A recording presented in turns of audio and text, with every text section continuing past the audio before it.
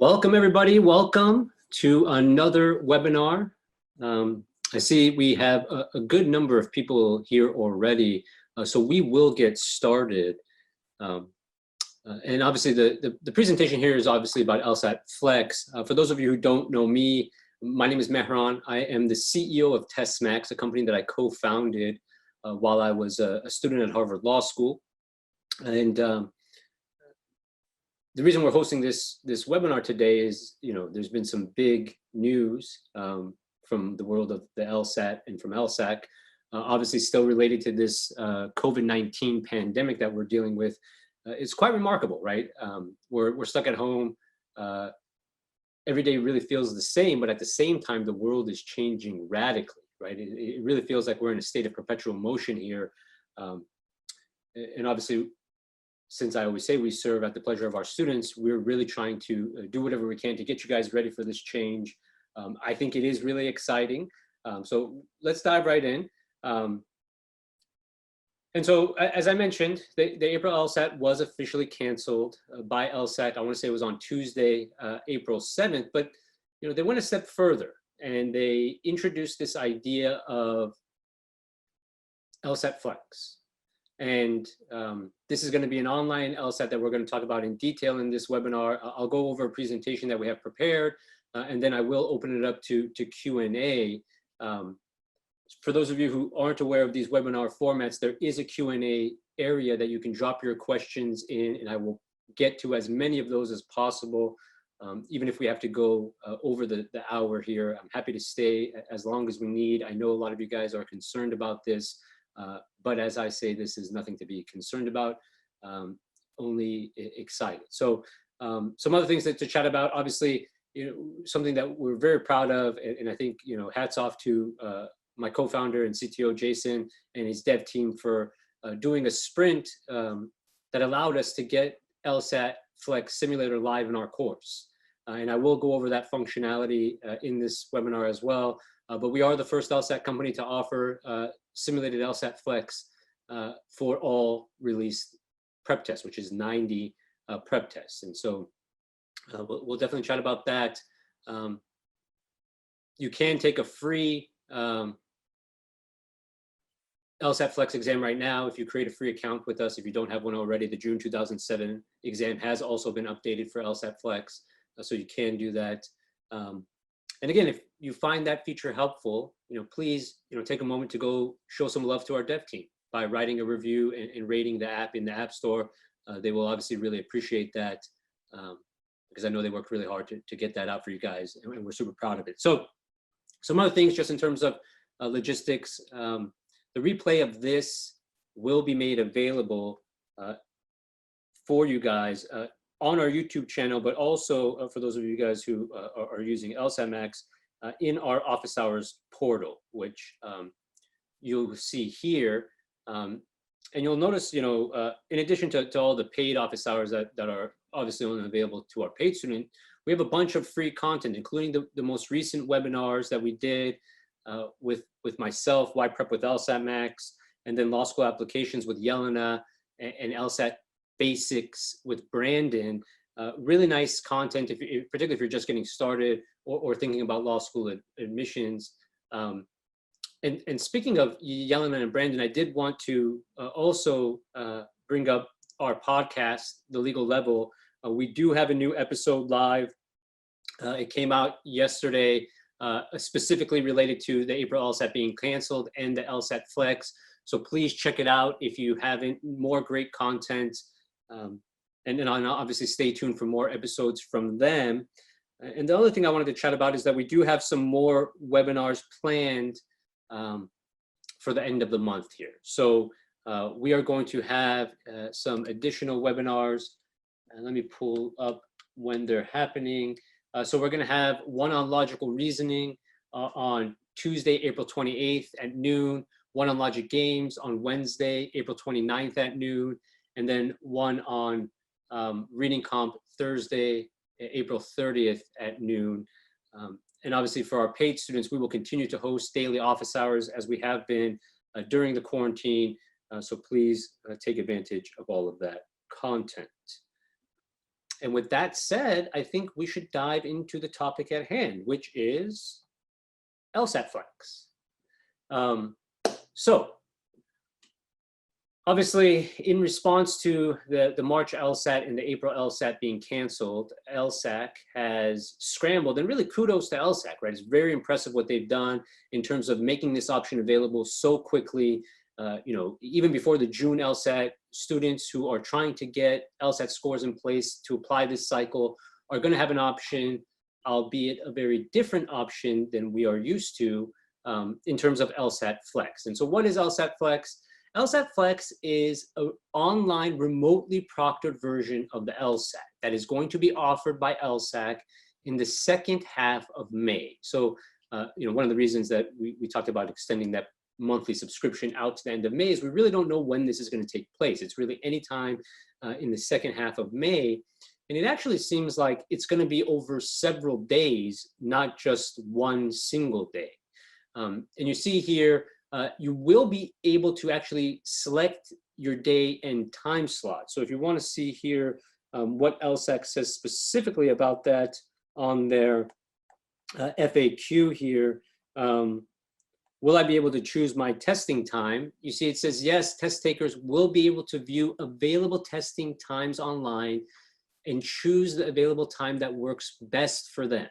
And so as LSAC states right there, they will be sending out instructions and finalizing the dates for this May LSAT before April 17th, which is 1 week from today.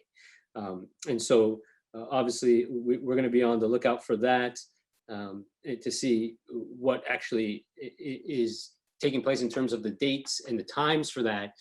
But that is obviously something to be aware of.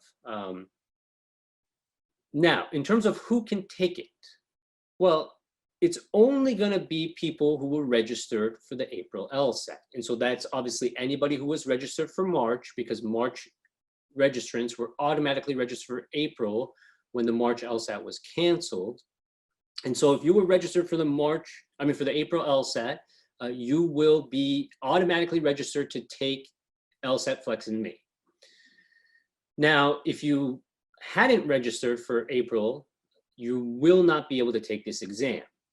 One thing to be aware of is there was obviously, we saw it with March and we saw it with April, where LSAC actually gave the opportunity for students to change their exam date in response to the COVID-19 pandemic, right? Before they canceled these exams, the first option was you could change your exam to June or July without any additional charge. And so a lot of students took advantage of that. And obviously, I'm sure those students right now are sitting there thinking, if I had known about LSAT Flex, I would have never done that. And so if you were registered for March or April, but moved your test date, you should definitely contact LSAC and talk to them about being able to sit for LSAT Flex. And you see LSAC's contact information there, both email and phone number, but they have stated specifically that if you were registered for March or April, but moved your exam to reach out to them. Now, if you are registered for April, but you do not want to take it, you have to change your exam. There's not going to be any fee to do that, but you have to proactively go onto your LSAC account and change your exam. And the deadline to do that is April 15th at 11:59 p.m. Eastern time.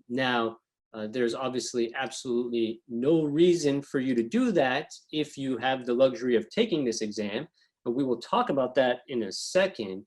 But obviously a lot of students are disappointed because I know a lot of students were considering taking the April LSAT, but they didn't register for it because of all of this uncertainty surrounding coronavirus and the stay-at-home orders and voluntary quarantine. And so obviously those students are obviously extremely disappointed that they're not going to have this opportunity.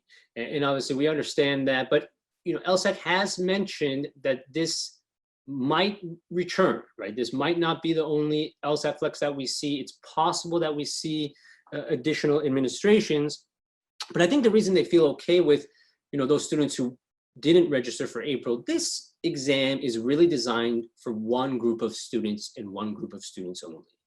And those students are the students who are trying to apply to law school right now, but do not have an LSAT score on their file to be able to complete their application and apply, right? And you saw that with this idea that they brought out before LSAT Flex, which I think is still going on, this idea if you were registered for March or you were registered for April and you had a canceled LSAT score on your record, they would allow you to review that canceled score and reinstate it, right? Same idea, right?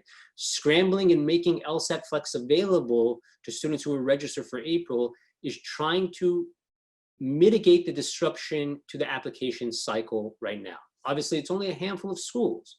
You know, we know the top schools like Harvard, for example, their application cycle closed before any of this stuff even took place, right? So it's completely irrelevant for that.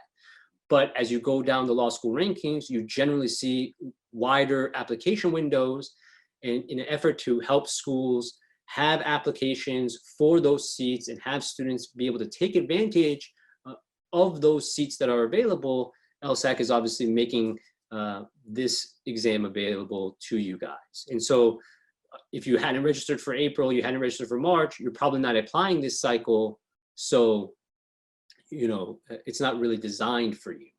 I see the question here is April 15th, the deadline to confirm taking the flex. So again, if you were registered for April, you are automatically registered to take LSAT Flex.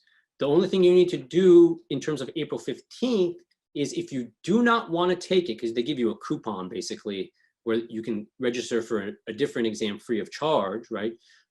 If you want to take advantage of that, you have to tell them that before April 15th.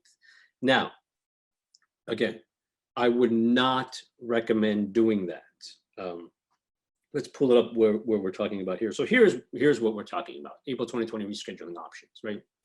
And so you see it says anyone currently registered for the April 2020 LSAT will be automatically registered to take LSAT Flex in the second half of May. We are still working out the scheduling details and will announce the exact date and instructions for test takers no later than April 17th. April registrants who do not wish to take the LSAT Flex in May should log into their online services account and complete the form to request a coupon to use for a future test date. So you see that there, and again, you see the deadline. Now again, you know, obviously one of the questions that we've been getting is, should I take LSAT Flex? And the answer is, if that you are one of the fortunate students who is able to take LSAT Flex, whether that means you were registered for April or you were registered for March or registered for April and you changed your exam date, again, you need to reach out to LSAC for that, okay? So do remember to please reach out to LSAC. If you change your exam date and you want to take advantage of LSAT Flex, which we would recommend doing, you should absolutely take this exam. And we're going to talk about why right now. So what's all the fuss about? What's all this commotion? What is LSAT Flex? Where does the flex come from? And how is it different from the beast that we have come accustomed to? And the answer is quite simple. It is a 3-section take home or take at home online remotely proctored LSAT. And so you're going to have one section of logic games, you're going to have one section of logical reasoning, one section of reading comp. And so we know that for logic games, we know that for reading comp, there's no difference there. A normal LSAT has one scored logic game section, one scored reading comp section. So the difference here is that logical reasoning, which historically for the past 30 years actually has made up 50% of the LSAT, is now going to be cut in half. And we're going to have one logical reasoning section only. And so I think it goes without saying that this is dramatically different. In addition to dropping the additional logical reasoning section, there is no experimental section. And so at minimum here, we're seeing 50 fewer questions, right? So that's an hour and 10 minutes less of exam time, right? 2 35-minute sections taken off the board. Obviously, there's no break. And we have the luxury of taking this exam from home. So let's talk about this, because this is obviously where most of the concern and confusion is coming from, right? This is a different exam now. How will this exam be scored? How will I be compared to students who took a traditional LSAT? Will law school admissions officers penalize students for taking LSAT Flex? And so first things first, I think the thing that we should talk about is a 3-section LSAT is not a crazy idea. It's not even the first time we've seen it. In fact, if you look back in 1989 through 1991, right, the history of the modern LSAT starts in June 1991, Prep Test 1, right? Prior to that, the LSAT was actually 3 scored sections: 1 logic games, 1 reading comp, and 1 logical reasoning, right? Now, obviously, the issue is for the past 30 years, it hasn't been that. It's been 2 logical reasoning sections. And so how can this exam compare to a traditional LSAT? And more importantly, how will it be scored? So I think the first thing we need to talk about is, why do we think that they've gone with 3 sections? And I think there's a number of reasons. First, it's a shorter exam, and so it's easier to proctor. You notice that these exams are going to be spaced out over several days, right? And what people don't realize is part of ProctorU is that these are actually live proctors. And so having the bandwidth to proctor these exams, if we had a longer exam, would make the logistics more difficult. In addition, having a 3-section exam with no break removes the security risk that would arise by allowing students to take a break, or the alleged security risk. I am of the opinion that I'm not sure how letting somebody take a break would be a security risk for the LSAT. The reason I say that, it's not a subject-based exam, right? Even if you had somebody sitting in the room with you, well, assuming they didn't know, they weren't doing the questions for you, right? They're not going to be able to help you. Even if you, like, for example, even if you somehow had a way to have the keyword, sufficient and necessary keyword indicators somewhere for you to rely on while you're taking the exam. If you have to rely on something like that during a timed LSAT section, it's already a problem, right? And so, I think the bigger security concern that I have is if they're having this exam over several days, is it going to be the same exam? Because that is particularly with a shorter exam, you might see, students sharing that information, and that would be a bigger concern for me than the break. But you do see with Sabbath observers and with accommodations when they have LSATs on different days, it is the same exam. So one of the questions that I'm really intrigued by is, will this be the same exam for everybody, or will there be multiple forms of it? Now, in terms of the writing sample, it will still be present. And it's funny because the writing sample right now is actually administered remotely. Since the transition to the digital LSAT, it is administered remotely using ProctorU as well, which we will talk about. And so, just one thing we definitely want to highlight here, because we do understand that a lot of students are frustrated by this, and the students that are frustrated by it are those who don't have the luxury of taking it, right? If I took a 5-section LSAT, how can this exam be considered the same? And how can I be compared to people who had the luxury of taking this exam, right? Well, clearly it's not an identical experience, right? For the reasons that we've already discussed. And so from that perspective, you could argue that it's not fair, right? But the flip side of that argument is, would it be fair to not allow students who were hoping to apply to law school right now and attend in the fall to not be able to do that because of the COVID-19 pandemic, right? And you're obviously seeing LSAC balance that. They want to give these students the ability to apply. They understand that the traditional option of taking the LSAT right now is not available, but they did want to do something. And so, I think as you look at this, I think they had offsetting concerns. One is obviously fairness, the other being logistics. And I think in certain cases, you can see how logistics really guided the hand here in terms of, 4 to 5 sections being too long, the proctoring issues, security issues, and those. But for those of you who are so certain that those students taking LSAT Flex will have an advantage, I think one thing to remember is if it is in fact easier, it's going to be easier for every person who's taking LSAT Flex.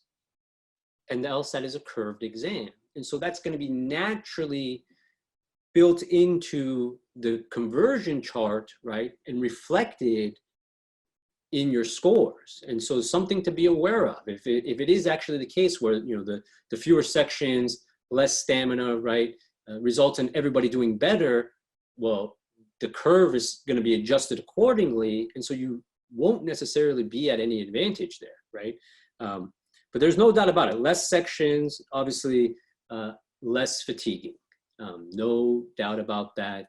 You can't even listen, even just, and taking out one logical reasoning section in particular, right? Logical reasoning is a very fatiguing section, very similar to reading comp, right? You don't see the same kind of fatigue from logic games.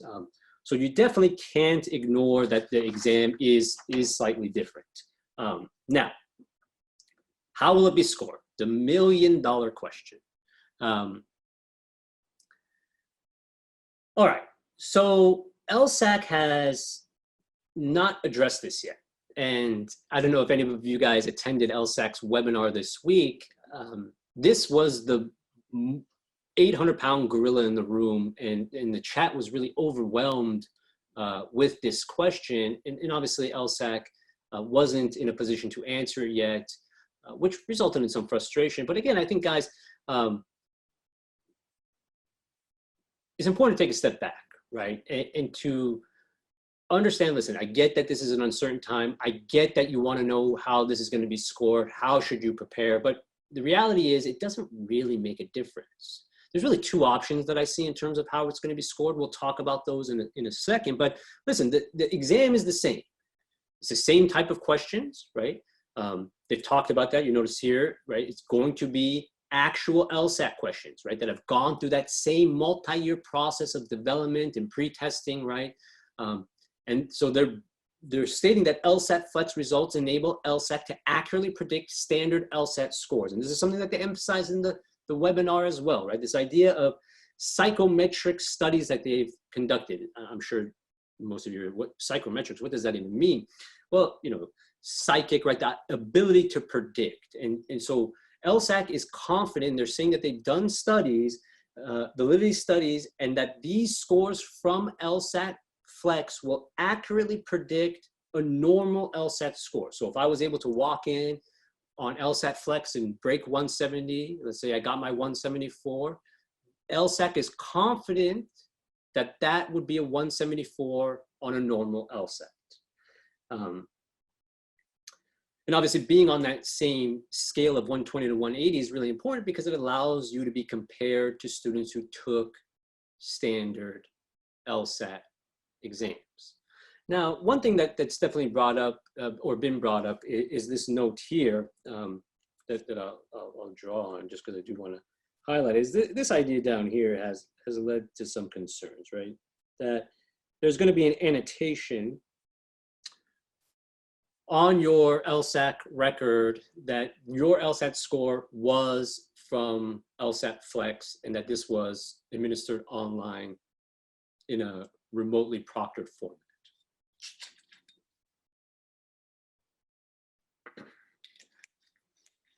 Excuse me, guys. And so obviously the concern that's been raised is, are law school admissions officers going to penalize students who took LSAT Flex? And I think in this application cycle, the answer is absolutely not, right? The whole reason that they're doing this is so that we can get the students to be able to apply to these schools that still have application cycles open for their benefit. So there's absolutely no way any of these schools is going to discriminate against you for having an LSAT Flex score instead of a normal LSAT score. I think the question is coming or going to arise from next cycle, right? When we look to the fall, you know, if we have students who are applying in the fall with traditional LSAT scores, and then we also have students who are applying with this LSAT Flex score, and maybe there's more than one LSAT Flex score, or, you know, more than one LSAT Flex administration. And so that is where the concern is coming from. But listen, I think, you know, given what we know about admissions officers and how they try to do their jobs, I would be shocked if this is something that they hold against students in the application process, right? Now, obviously, all of that stuff comes back to this assumption that what LSAC is saying about this exam is true, that these psychometric validity studies are accurate and this exam will accurately represent your performance on a normal LSAT. If that is the case, right? If that is the case, so let's draw over here. So here's a traditional LSAT, right? We have one LR, then we have LR2, and then we have logic games, and then we have reading comp, right? And so what's happening here on LSAT Flex is that we're getting rid of logic reasoning 2. In terms of how it will be scored, given what LSAC is saying, how, you know, they've done these studies, psychometric analysis, right? It's going to be the same. I think the most obvious solution for how it will be scored is to multiply the performance on the logical reasoning section by 2, which means that every question on the one logical reasoning section that you have will be worth twice as much, right? Now, obviously, people are going to argue that that's not fair. There's way more weight now on each logical reasoning question than there was in a traditional LSAT. But the flip side of that is you have one less logical reasoning section to take. And so obviously, this is one possible scenario in terms of how LSAT Flex will be scored, right? Where they would double the correct answer, the number of correct answers in your logical reasoning, and add those together to get you back on the same kind of 100 question, 101 question raw score. The other alternative is that each section is given equal weight, right? So that would be this idea here, where we're just taking the number correct for each section, getting a total, and then having that total, which is going to be around 75 questions now, or out of 75 questions, and have that then convert into 120 to 180. You know, obviously we don't know what's going to happen. LSAC is hosting a webinar this Wednesday, or I don't actually know if it's this Wednesday, but it's this week at some point.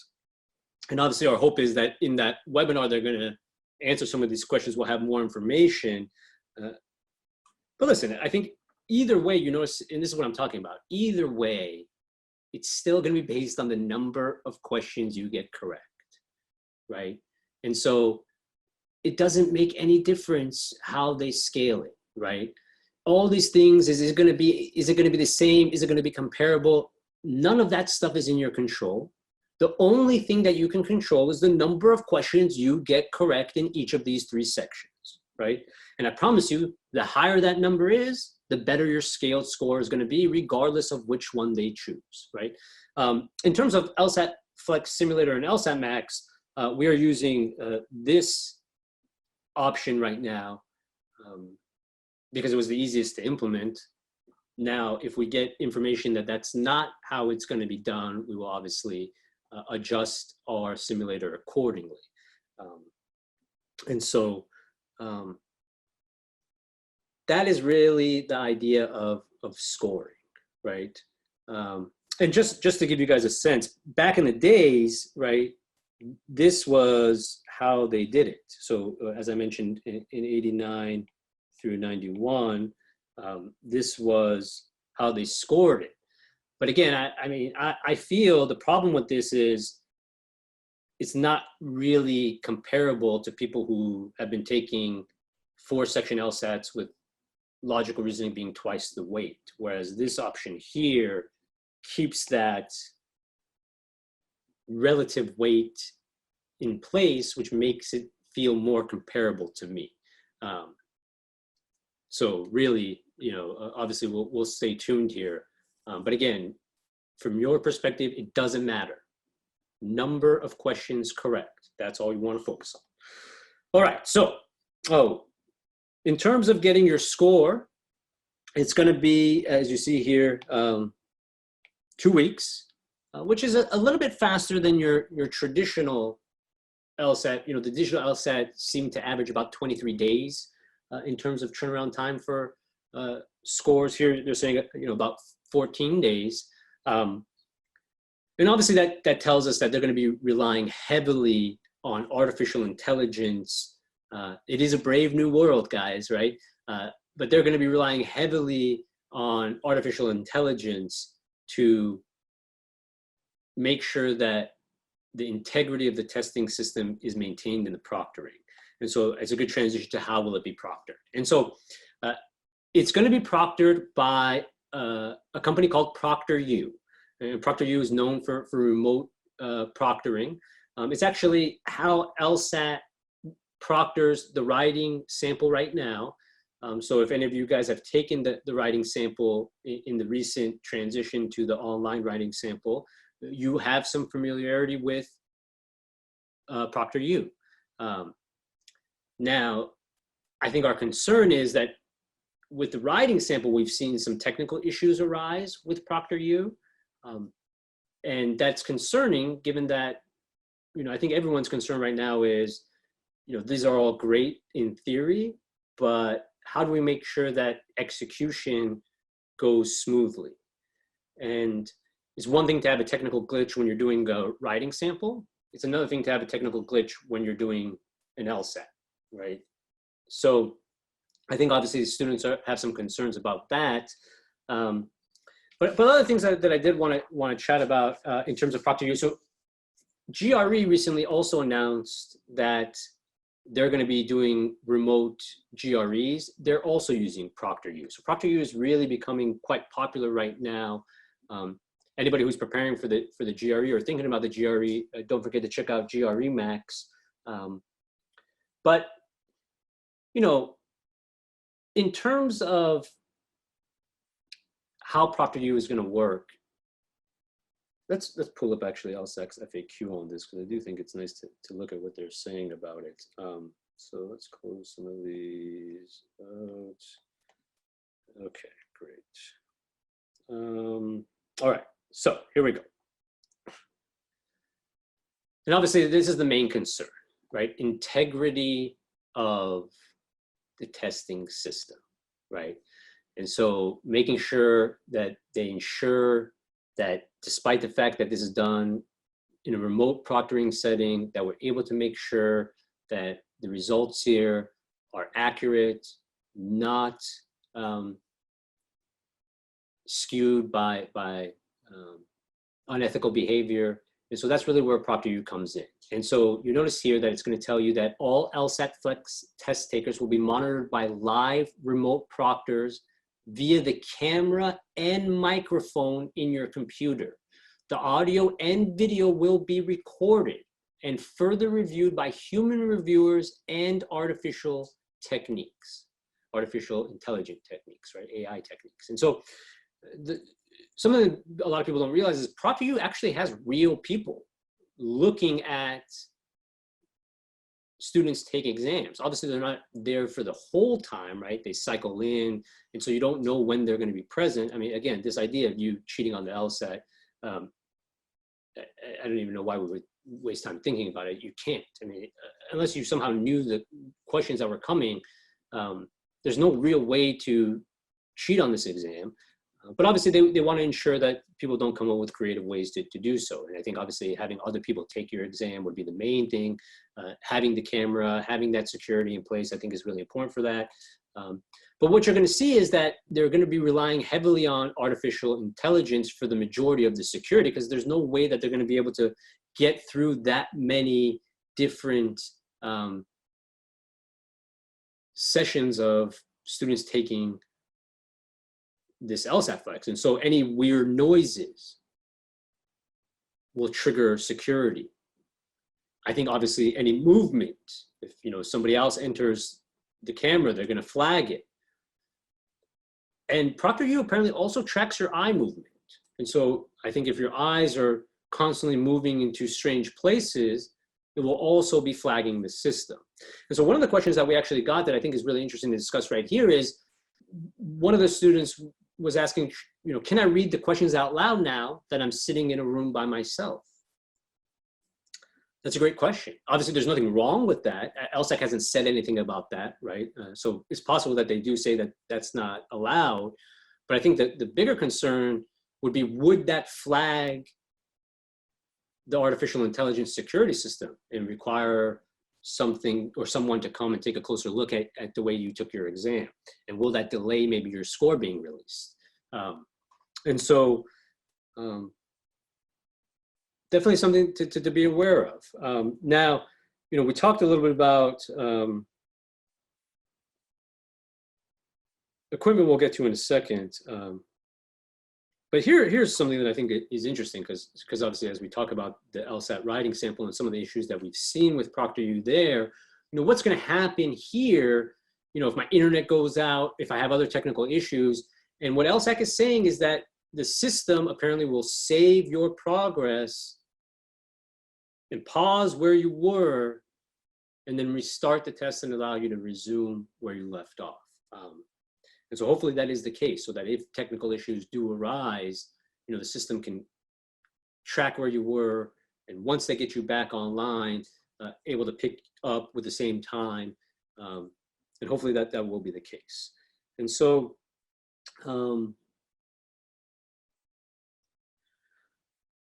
in terms of the system requirements, and I think this is obviously something that is really important, because it's going to require equipment to take LSAT Flex. You're going to need a computer. It's got to be either using a Windows or a Mac operating system. So something to be aware of, Chromebooks aren't going to work. Tablets aren't going to work. And, you know, obviously for us, we're big fans of tablets. You know, we've been doing the apps for so long, even well before the digital LSAT transition. I know a lot of you guys have been taking advantage of our digital LSAT simulator on the app. You don't want to do that for this exam. This exam is going to be on your computer. And so you want to get comfortable with taking LSATs on your computer now, if you're taking the May Flex LSAT. And obviously LSATMax Online is where you're going to see our LSAT Flex simulator. And so please, you know, let's make that transition now, move off of the tablets and onto the computer. Now, in addition to that, you have a webcam requirement. Obviously, it's possible your computer has one, but if you don't have a computer with a webcam, you're going to need a webcam. You're going to need an internet connection, right? They have the required speed there for you, minimum recommended, also RAM requirements. But so you notice here is a major bottleneck, because what if you don't have this equipment, right? And I think this is something really, really important to emphasize, because, you know, LSAC is aware of accessibility, and we don't want to not allow students to take advantage of this because they don't have the equipment, they don't have internet, right? That would not be fair. And obviously with public libraries closed, right, you don't have the option to go to a location outside of your house, really, with the stay-at-home orders. You know, this will be in May. Maybe that's changed by then, but we can't say for sure. Not something you want to assume. And so what LSAC has said here is that if you don't have the equipment, they are committed to ensuring that every test taker has the equipment and other resources they need to take the LSAT Flex. And so for candidates who do not have the necessary computer equipment or necessary hardware, we will work with them to try to provide loaner devices or other solutions if appropriate. So definitely get in touch with LSAT if you fall into that category, right? So that they can start to make arrangements for you to be able to take this exam in May. The other question that I have seen in the chat is, what if you don't have a quiet place to take it? Obviously, if you're stuck at home, the likelihood that other people are stuck at home with you is quite high, right? You know, kids being at home because school's out, you know, loved ones being at home because they don't have work, right? These are all serious issues. And so it is something LSAC is also mentioned. And you notice here, we understand that some candidates may not have access to a quiet or private room in which to take a remotely proctored test, particularly during this time of disruption in social distancing due to the COVID-19 emergency. If you do not have an appropriate place to test in your home, please contact candidate services at lsacinfo@lsac.org or by calling 215-968-1001. Again, 215-968-1001 to discuss your situation, and they can hopefully find a solution in your area. But yes, MacBook laptop is okay. I saw that in the chat, but again, you just want to make sure that your MacBook laptop meets these requirements. And maybe Claire can drop the requirements link into the chat for you guys. We will share it with the replay as well. But just because it's a Windows computer or a Mac computer doesn't necessarily mean it's going to work, right? There's other requirements. So definitely make sure that your computer meets all these requirements. And obviously, if you're not sure, please reach out to LSAC and confirm. And I saw Claire just drop that link into the chat, so you guys can check that out as well. And we talked about Chromebooks, tablets not available. Obviously, for those of you who went out and bought Surface Pros, which we never recommend doing. So for those of you who are thinking about taking the LSAT later, and you're not sure if it's going to be LSAT Flex or a digital tablet LSAT, if it is a digital tablet LSAT, do not waste your money going and buying a Microsoft Surface Pro tablet. All you need is a tablet that has a similar screen size, Android or iPad. So avoid iPad Pro, avoid iPad mini, regular iPad, because obviously our app allows you to simulate the digital LSAT experience on the iPad and Android. We don't have an app for Microsoft Surface Pro, and nobody else does either. So you really don't have the option to use that to help you simulate. Okay, so before we dive into LSAT Flex on LSATMax, I did want to talk about one question that I'm sure we have a ton of in the Q&A, but we might as well talk about it now, and that is scratch paper. A lot of questions about scratch paper. I'm assuming, given the fact that we're going to need to diagram for logic games, we're going to need to diagram for logical reasoning, sufficient and necessary condition questions, right? Or we might have to, right, depending on our comfort with the concept. We're going to need scratch paper. So I'm assuming they're going to allow you to use scratch paper. Now, I'm assuming there's going to be some kind of check on your scratch paper prior to the exam starting to ensure that your scratch paper is blank and there's nothing on it. But I would assume that scratch paper will be made available to you. All right, so real quick, just before we dive into the Q&A here, I did want to go over something we're obviously super proud of. I think, again, hats off to our dev team for getting it live so quickly. LSAT Flex simulator in LSATMax. And so we're going to do a couple things here. I'm going to stop sharing my iPad screen, and I'm going to turn on my screen share for my computer, because as I mentioned, right, we're going to get off of the tablet here. We're going to get out of LSATMax, the app, and we're going to go to LSATMax Online, and we're going to take advantage of the LSAT Flex simulator. So let me,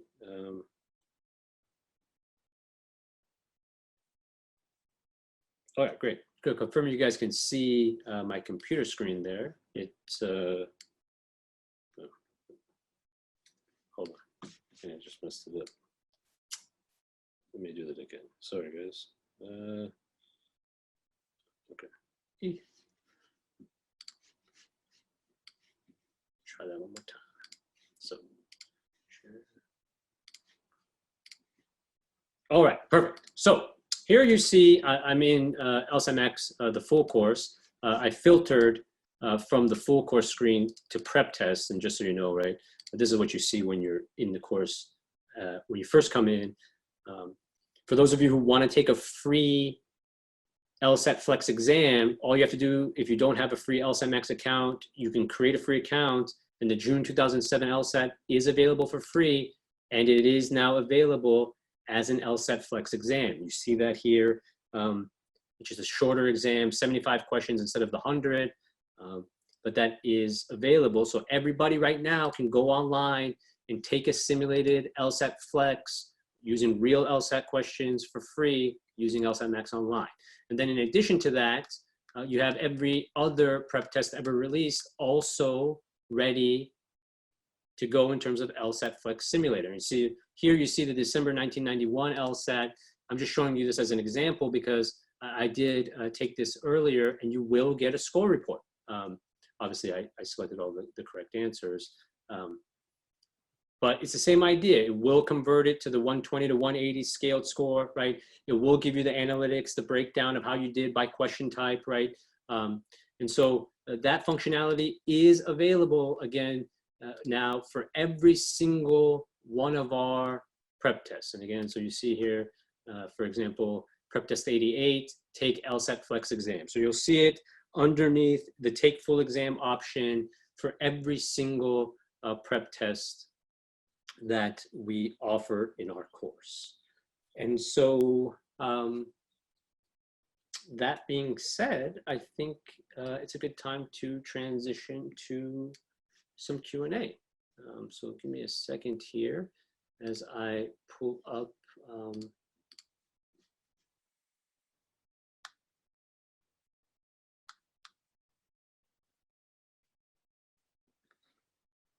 oh, thank you, Roderick, for the dev team shout out. Again, guys, if you find this helpful, right, show our dev team some love by going and rating and reviewing the app in the App Store. They see those, and so that's a great way to let them know how appreciative you are of this feature. Now, remember, LSAC announced this on Tuesday afternoon.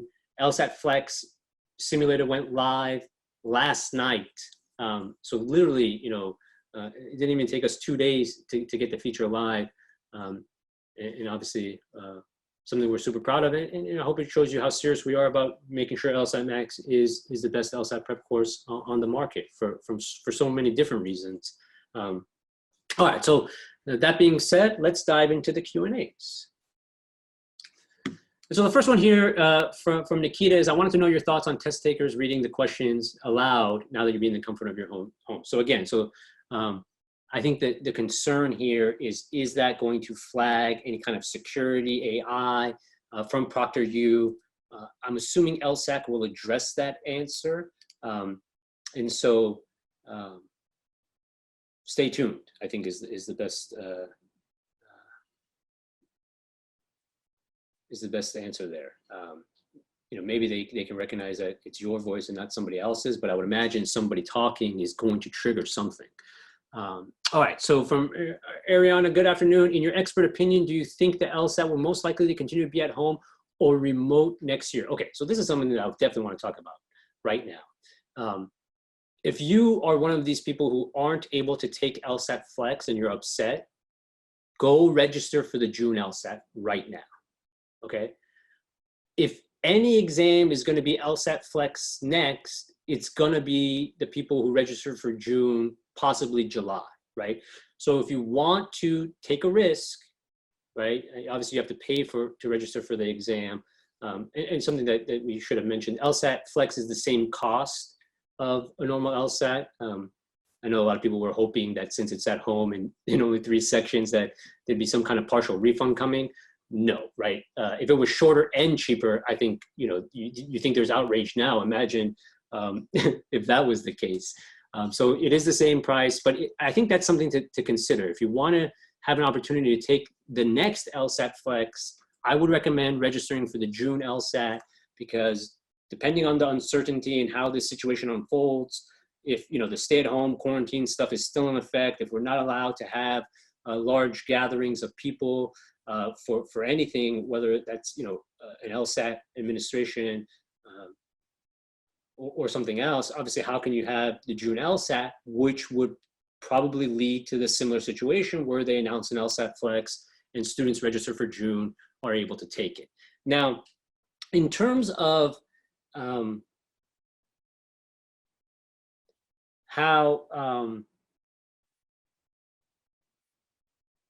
the LSAT will operate moving forward, right? They have stated that, you know, they will consider doing additional LSAT Flex administrations if warranted in the spring and summer. And so, yeah, I think, you know, it's very likely that we see more LSAT Flexes coming up here. Now, in terms of, is it going to stick around? You know, I think long term, I think it's very likely that you see this kind of transition take place. In the short term, you know, I think LSAC would love to get back to giving their digital LSATs on tablets in testing centers. But who knows, right? I think obviously these are unprecedented times. And as you see, we have unprecedented solutions. Now, I think, you know, it really depends on how it goes. I think if the LSAT Flex in May goes well, that increases the likelihood of LSAC saying, hey, let's continue to do this. Whereas if LSAT Flex doesn't go well and there's a lot of issues, a lot of accessibility problems, whatever the case may be, you know, I think that would probably give them some pause because, you know, while I understand LSAC is scrambling right now, they're really doing that because of these students who are stuck in limbo, and having an LSAT Flex now gives students that option. And one of the reasons I don't think they're going to give you the opportunity to see your score and cancel like they did for the first digital LSAT in July 2019, because again, if giving somebody an opportunity to cancel defeats the entire purpose of taking an emergency LSAT to have an LSAT score to apply, right? And so I guess we'll see.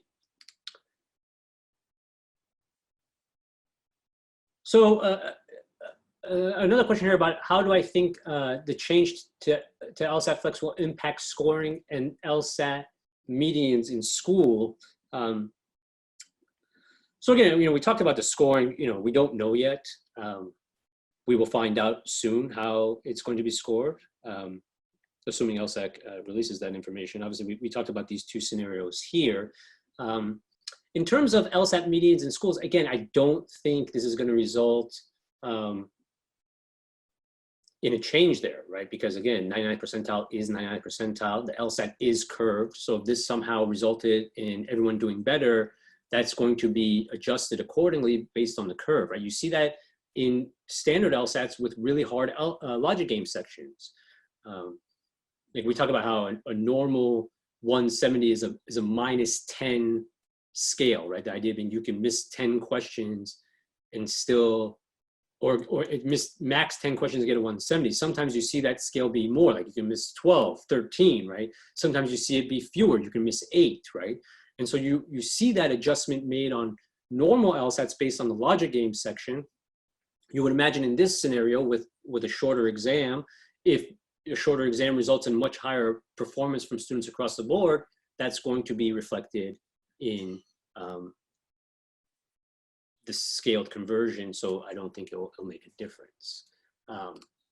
In terms of, this is live right now. Hi, I just saw your question. But it is being recorded. Replays will be made available. Again, just to emphasize, the replays will be available in our office hours portal, which you can access from the left menu. Again, tons of free office hours in there for anyone who's not an LSATMax student. And obviously for our LSATMax students, you know that this is where you find all of our office hours. And something I do want to emphasize that in addition to scrambling to get the LSAT Flex simulator live, we have been hosting daily office hours every day during this quarantine period. And we will continue to do that. If you wanted to see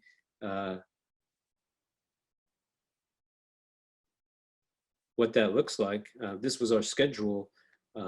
So we had Ravi today do paradox questions.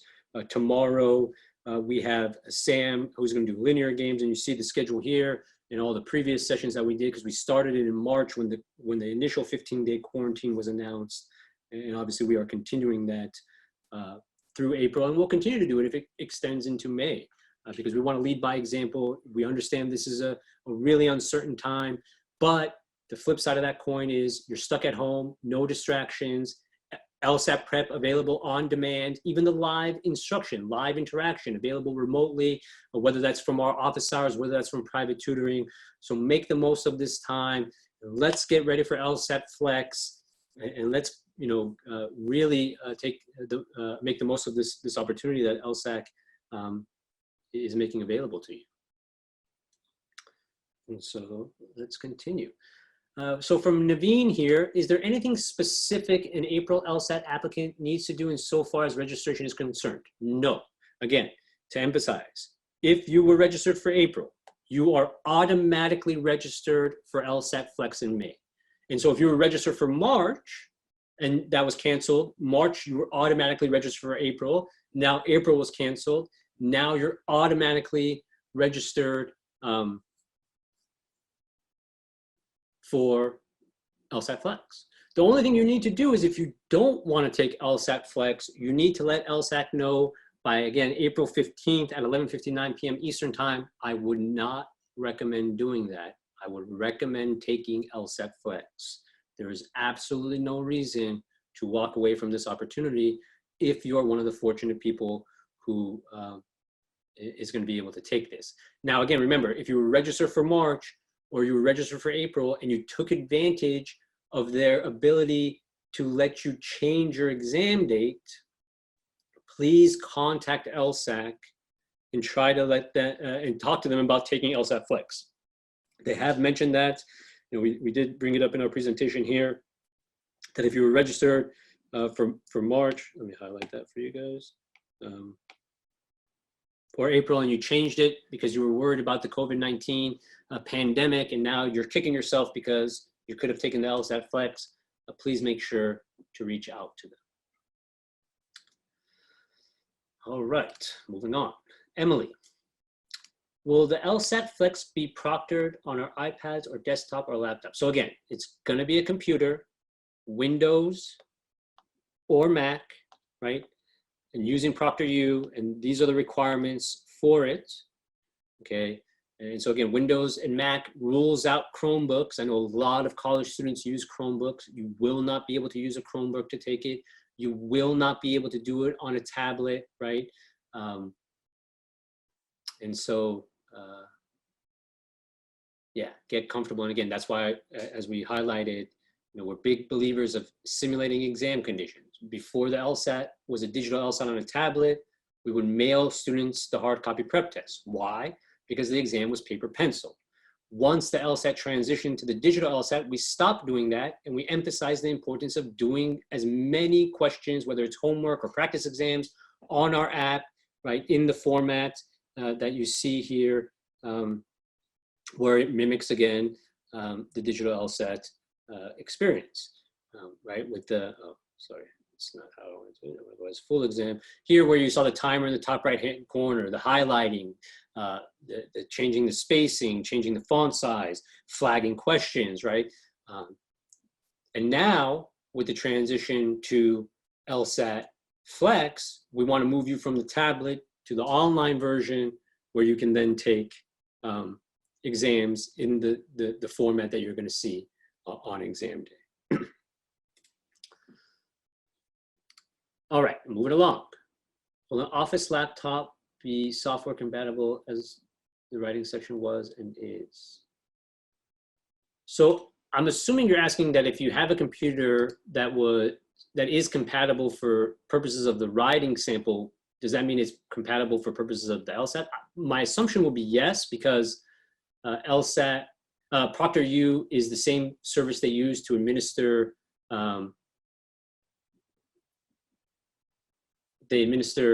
the writing sample, so I'm assuming yes, but something to confirm. All right. So Stacy, could you go over if you think that the logical reasoning session will still be worth half the score even there's only one section of it? Yes. And so as I mentioned, I do believe that that is the fairest scale. Now, we don't know what they're going to do. Again, in the past, when it was 3 sections, way back when, I mean, 30 years ago though, right? So that's way back when. They had each section weighted equally. Now, again, that I think because, you know, we're competing with people who are taking the standard LSAT, where logical reasoning is given much more weight, we would assume that the LSAT Flex will do the same thing. And yeah, so we'll know more this week. And obviously we'll know a lot more by next Friday or a week from today, which is the 17th. But LSAC has not addressed it. Again, in terms of our simulator is using this conversion chart for now. But obviously, depending on the information that it's released, if we need to update it, we will. But again, remember, put that out of your mind. Regardless of the scale, what matters is the number of questions you get correct. So that's all you should focus on. And again, if you weren't strong on logical reasoning, well, again, so we don't know actually, so ignore that. But obviously from a stamina perspective, this is great. And I do see people, listen, I promise you guys, we have 82 questions here. I will be going through them all, I promise. I know we've already passed the hour mark here, but I see you guys are still here, tons of students. Happy to help any way we can. Funny, I have nowhere else to go. And I have to find a mask now to go outside. So I'll be staying here for a while. All right, so will the LSAT be one moderator per person? Okay, so again, so I don't think that someone's gonna be sitting there watching you the whole time. It's too inefficient, right? I think what's gonna happen is that there's live proctors that cycle in randomly at points of your exam. And obviously if they notice anything, they're gonna flag it. But outside of that, I think they're gonna rely heavily on ProctorU's artificial intelligence. Again, brave new world, right? The matrix is real. They're gonna be recording you. They're gonna have the sound being recorded, and they're gonna have artificial intelligence flag any inconsistencies that arise. All right, so LSAT Flex scoring range, the same as regular LSAT. Okay, so, we don't know how it's gonna convert, right? And so for all the conversion questions, I think, let's leave it here. Two options really, or two obvious options, maybe they come up with a third. But again, I do feel that if they're trying to make it consistent, they're trying to make it comparable to a normal LSAT, that, they're talking about these psychometric studies, that tends to lead to the conclusion that they're gonna give logical reasoning the same weight. Again, we don't know, but hopefully we will know more this week. Ava says, what is your take on the June administration? On the LSAT Flex Q&A, they say that they are still hoping to administer this test in person. Looking at the situation where I'm located, Philadelphia, well, I think we're pretty much around the country, so it's not just you. So again, so as I mentioned, I think if anybody out there is really dying for a chance to take LSAT Flex, my advice would be get up right now and go and register for the June LSAT. That is the most likely next LSAT Flex opportunity given what happens with this pandemic. Obviously, if the pandemic continues, stay at home and quarantine continues, we will see the June LSAT be canceled. Now, I think that the question there is going to be, now you're getting really far outside of the application cycle for this year, right? And so there might not be the same sense of urgency that they felt with the May exam, right? Again, because that's for this application cycle, students applying now. But again, I think that they're going to try to figure out ways to continue to have LSAT exams. And obviously, this is the current situation. Obviously, as I said, I think if it goes well, the likelihood of us seeing more increases. Whereas if it's a disaster, I think that the likelihood of that happening again will also decrease. In terms of, I see a question here real quick in the chat, and the number of questions per section. Remember, we're assuming it's going to be the same. Logic games can be 22 to 24, reading comp 25 to 28, logical reasoning 24 to 26, even though more recently it's been 25 or 26 only. So I would assume it'll be the same. All right. I am automatically registered for LSAT Flex, but I am worried that my LSAT score will not be taken as seriously by law schools when applying. Do you have any information about this? Again, as I mentioned, I would not worry about that. Remember, one, if you're applying right now, the whole purpose of LSAT Flex is to allow you to apply, so there's no way they're going to hold it against you. If you're applying next year, again, I think next year is going to be a lot more competitive for a number of reasons. I think, obviously, generally speaking, anytime you see a recession, you do see the number of students thinking about graduate school increase. It does look like we are heading into a recession, so you would imagine that will result in more students considering law school. I think you're going to see a lot of students who are considering law school now kind of, step back and not try to go in this fall, whether that means withdrawing applications, not applying, or deferring. Obviously, deferments will take seats, which will make it more competitive. So I do think the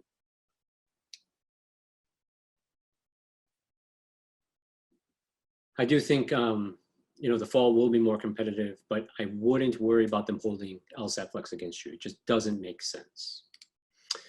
All right, any updates on how Rutgers Law is handling or if they've extended their date? So in terms of law schools extending application deadlines, that's really something you want to check specifically with the schools you're interested in. I know LSAC discussed it in their webinar, so it is something that it seems like they're working with schools to address as well. I don't think I saw this. Yeah, but I know that they are working with schools to obviously extend those deadlines. Obviously, schools are going to have an interest in extending those deadlines. They want to fill the seats, right? So my recommendation for what specific schools are doing is check with the schools. Excuse me.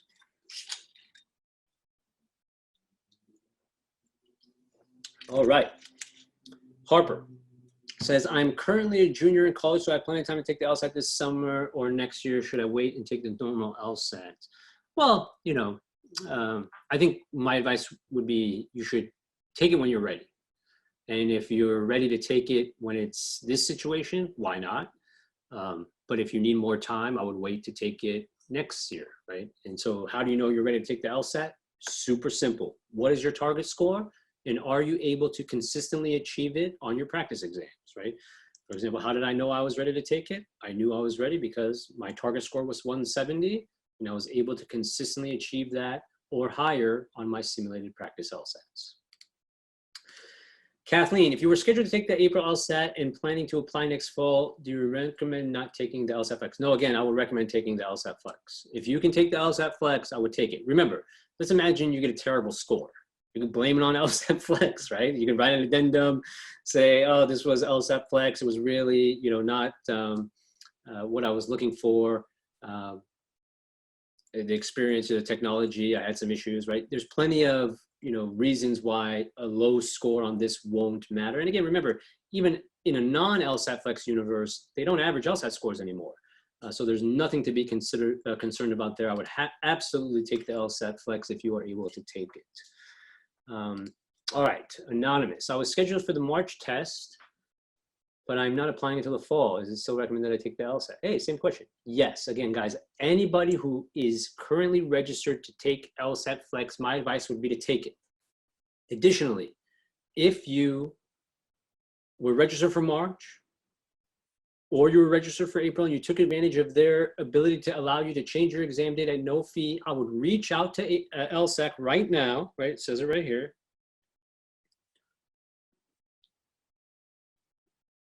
And ask them to take LSAT Flex, okay? You want to take this exam.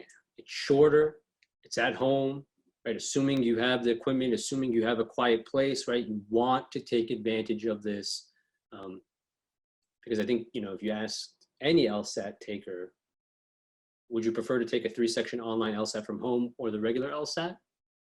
Everyone would pick LSAT Flex. So absolutely take it, guys. So again, in terms of scoring, we talked about that.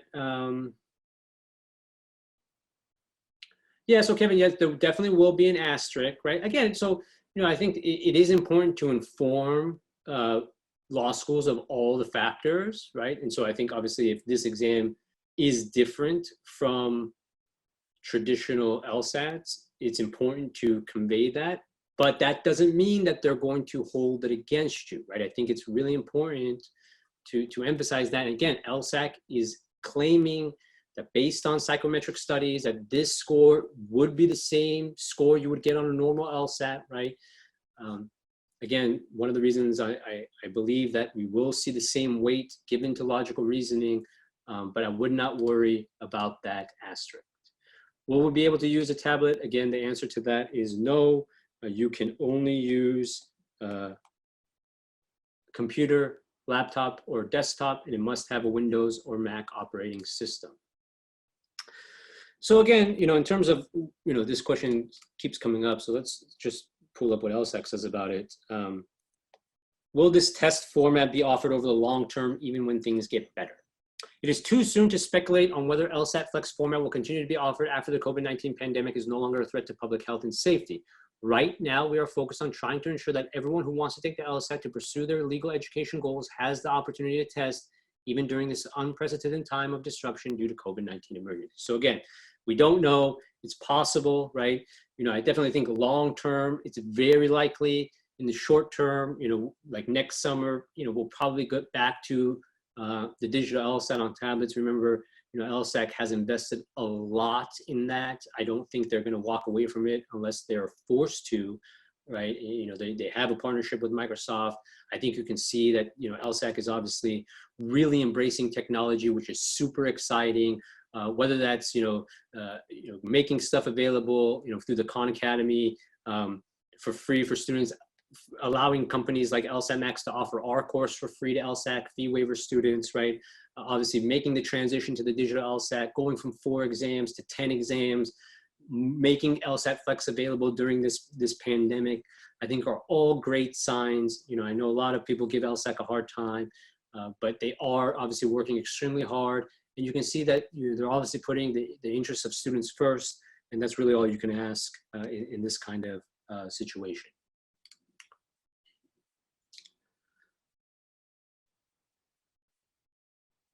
Okay, so here's a question about what happens when you go to reschedule. It says, when you go inside the rescheduling options, it shows 2 options. Yes, I want to take the LSAT Flex in the second half of May, or no.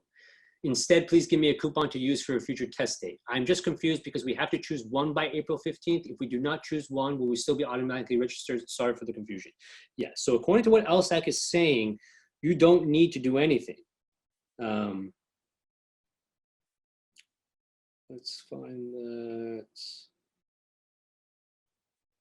Here. You notice it says, anyone who was registered for the April 2020 LSAT as of April 7th is eligible, including March registrants who were moved to April 1 canceled. Oh, hold on. Let's go over here. No, so yeah, exactly, guys. You're automatically registered, right? You see over here, this bolded. You're automatically registered. You don't need to do anything. So I think the idea there is if you don't do anything, you stay registered. If you go on and change your exam date, you will get a coupon that you will apply for a future exam date. But again, don't do that. Don't do that, right? Unless it's an equipment issue, unless it's I don't have a quiet place issue, you should be taking this exam. And again, if it's equipment, if it's a quiet location, contact LSAC. Please, guys, try to take advantage of this opportunity. Do not let it go to waste. Okay, so if you apply at law schools in a couple of years, can you use your LSAT Flex score? I'm assuming yes. I'm assuming an LSAT Flex score is going to be valid for the same amount of time as a regular LSAT. I don't believe that that has been addressed.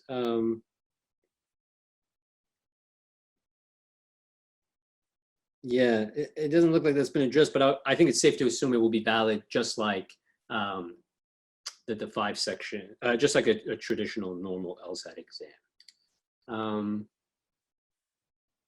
Okay, yeah, so here's a question from Mickey. I originally scheduled to test March 30th. When I re-registered, it was for June or July. You are saying that I can reschedule my June or July test for the May Flex LSAT. So again, it doesn't seem like they're saying for sure, right? But if you notice here, it does say, if you were originally scheduled for March or April and you changed it as a result of their LSAC giving you the ability to change it because of COVID-19 and the waiving the exam fee, it says, we encourage you to get in touch with our candidate services department directly, and we will do everything possible. So I think obviously what this is going to boil down to is logistics, right? Yeah, and so I would assume it's not going to be a guaranteed thing. I think it's going to be based on them having the bandwidth from a Proctor perspective, right? From a time slot perspective. And so my recommendation would be to get in touch with LSAC right now. Get off of this Q&A, call LSAC 215-968-1001 and put in your request. You can come back and watch the rest of this on replay when we publish it. Or come back after you get off the phone. Or even just hang out on hold. You're probably gonna be on hold for a while. So hang out on hold while we go through this stuff. Hopefully the music is good. So we talked about scoring. If you registered for the June LSAT, you will not get the flex, at least not yet, right? So stay tuned. Again, if you want to take the LSAT Flex, my suggestion is, again, register for the June LSAT. I think that's the most likely LSAT to be canceled and then converted to a Flex LSAT as we look forward. If we were on the training schedule for the April 25th LSAT, how should we adjust our training schedule? Great question. And so all that's happening here is we're getting some more time, right? Let me see here if I can pull up that calendar.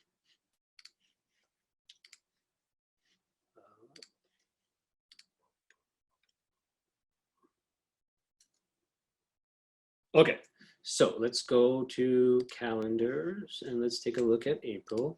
And so the idea here is if you were getting ready for April, right, which was going to be April 25th here, right,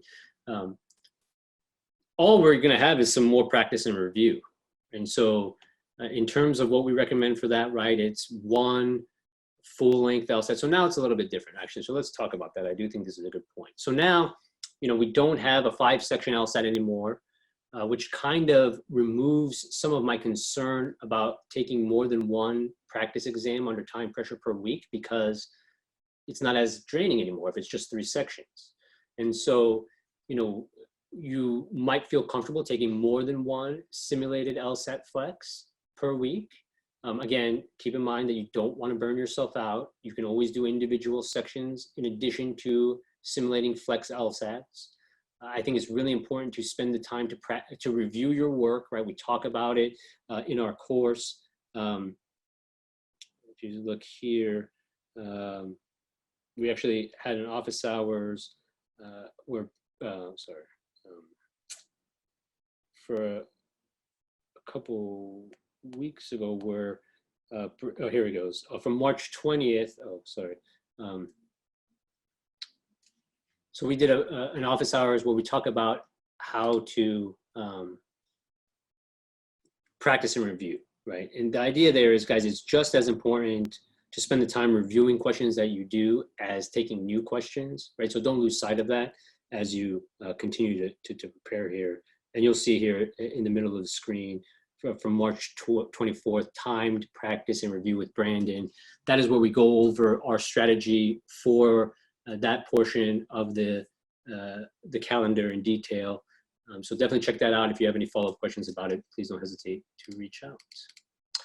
All right, can I still register for the April LSAT? No.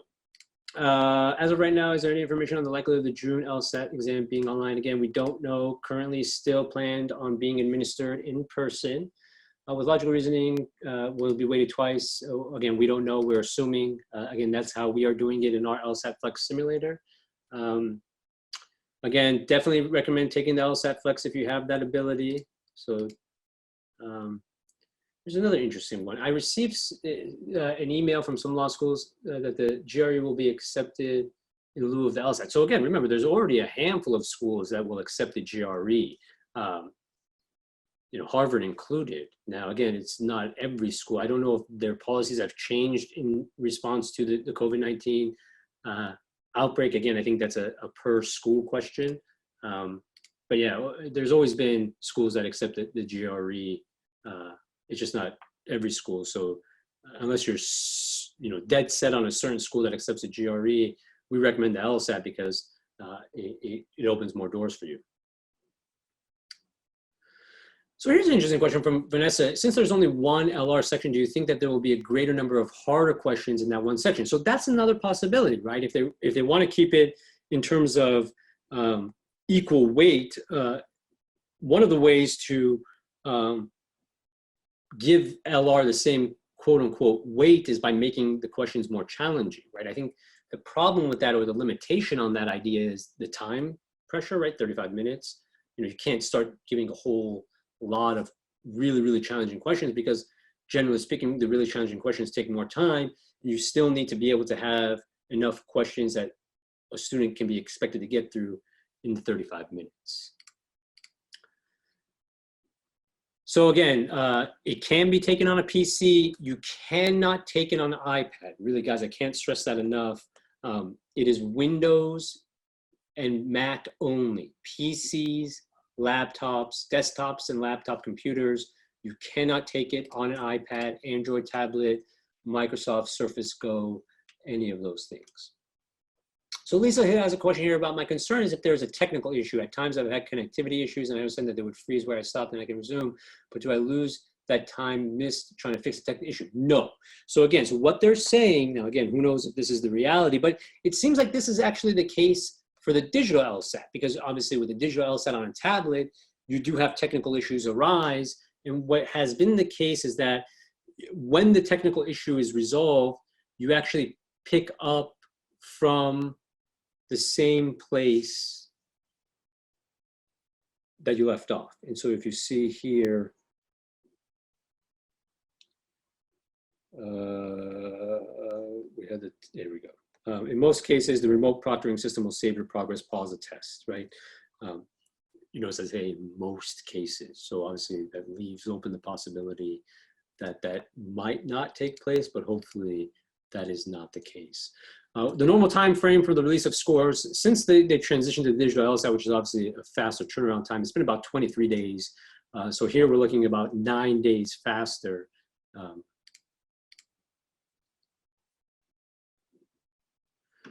Well, when you say that the curve is settled before the test administration, it's absolutely not. It's absolutely not. It's based on how students perform on that exam, right? I think, they obviously pre-test questions with the hope that they maintain the curve, right? But I still think it takes into account what happens on the actual exam.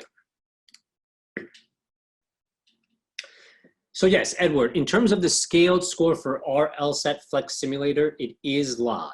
And so if you take an LSAT Flex exam in LSATMax Online, you will get a hypothetical scaled score using that conversion chart that we have come up with.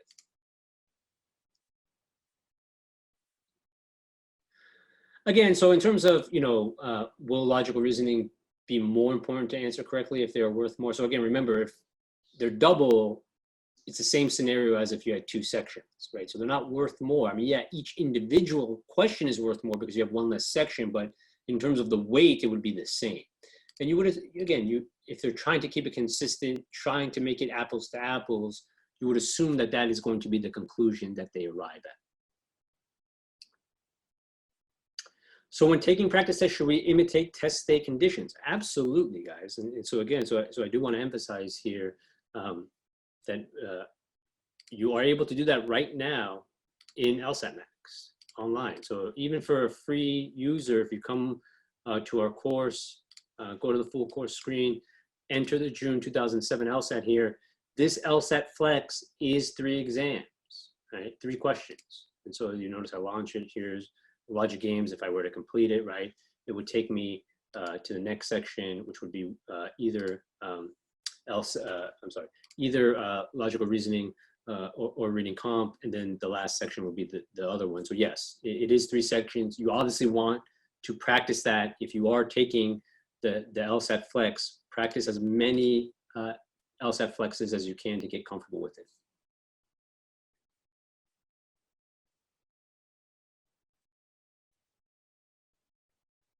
So 70's question here is, do you think one should wait to take the test or schedule for the Flex LSAT to gain an advantage? So again, you can't register for the Flex LSAT. You either are registered or you aren't. If you are registered, you should take it.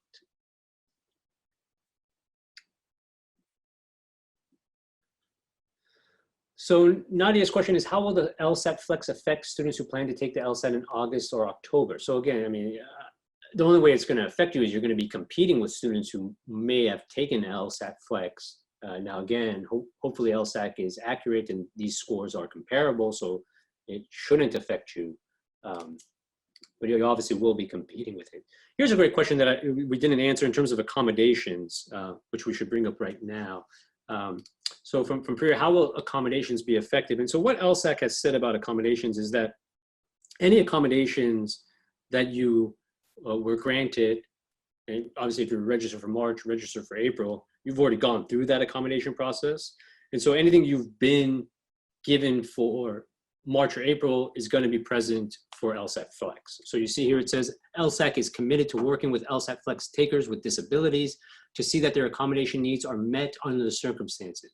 All test takers who were approved to receive accommodations for the April 2020 LSAT test date will receive the same or equivalent accommodations for the LSAT test or the LSAT Flex test being administered in the second half of May. In the coming weeks, LSAC will communicate directly with each of the April registrants with approved accommodations who decide to take the May LSAT Flex regarding their approved accommodations in the context of LSAT Flex. So if you have accommodations, you're good. Now, one question that we got, which is what if your accommodation was paper pencil? Fantastic question. I do not know the answer to that. So Sammy's question is, will this be applicable to test takers located outside of the United States? So not from my understanding at this point. Now, who's to say what's going to happen moving forward? But currently this is for, again, students who are registered for the March or April exams in North America. So let me go through the rest of these questions here.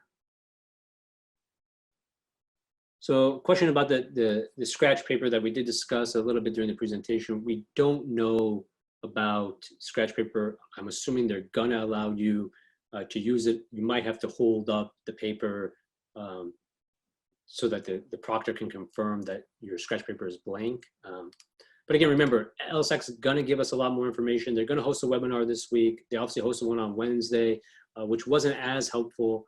But hopefully this one will be more helpful. Remember, they're obviously navigating this uncertainty as it unfolds as well. So, you know, I understand that you guys they're stressed out a little bit, but please, you know, try to be patient with them.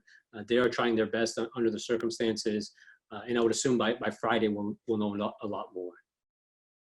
So Edward, are you allowed to read the questions out loud? You know, it's a great question. You know, hopefully we'll have some clarity on that. Can you have food or drink? So that's a good question. I know that there's a list of frequently asked questions from ProctorU, including if you can have your pets available. So let me see if I can pull that up and see if we can find anything about food or drink. My gut would say no, but let's see. Megan's question, is this the same system as the online writing sample? In terms of the Proctor, absolutely, right? So yes, in terms of that, absolutely. And I know that, you know, you're mentioning that, you know, students having problems getting kicked out. And listen, we're aware of those technical issues with the writing sample administration. Obviously, that's a major concern right now as we look at LSAT Flex. You know, people's internet connection obviously makes a big difference there. And so, you know, hopefully, you know, we can have this administration go off smoothly without a whole lot of technical issues.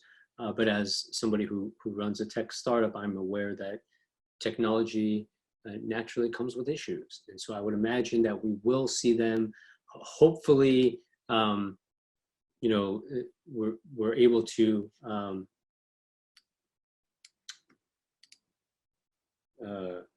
hopefully we are able to overcome those. But let's see. So let's take a look here. Oh, see, yeah. Can I have pets with me? I told you. Oh, sorry. Sharing the wrong screen, guys. One second. Too much going on. Oh no, we're sharing the right screen. Never mind. Ignore me. And so, yes, as long as they don't help with your exam.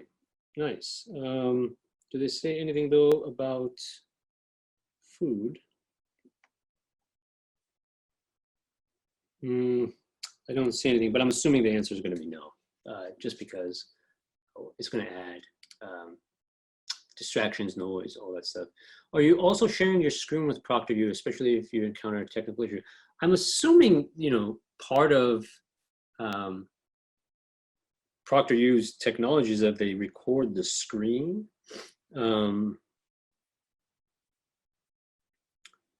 But to be honest, I'm not sure about that.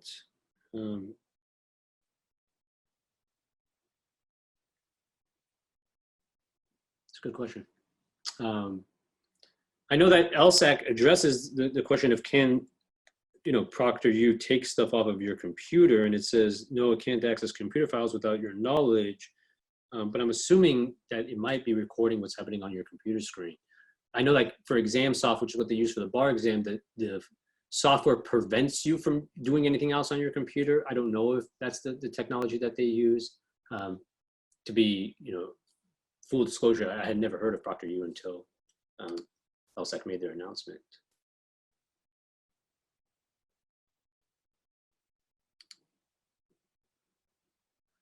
Why is it only available on a laptop or a computer? Jess, that's a great question. I'm not sure.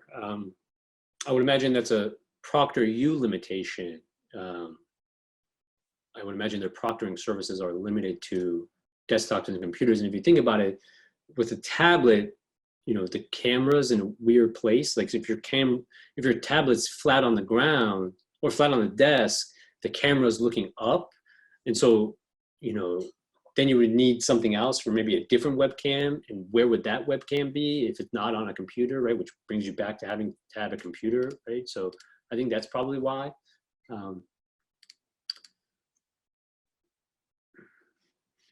So in terms of, will they have a portal? This is a good question. For the equipment, will they have a testing portal to check my equipment and security before the exam? So if you go here, it says you can test your equipment.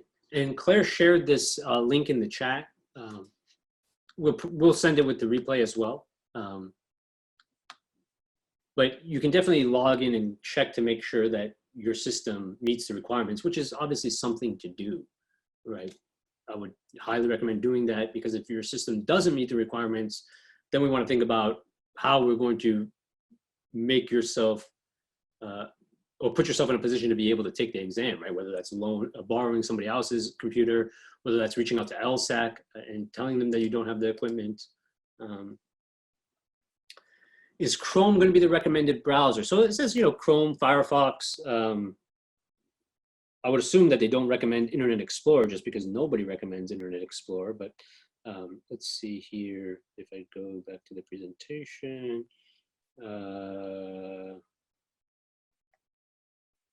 doesn't really say anything there in terms of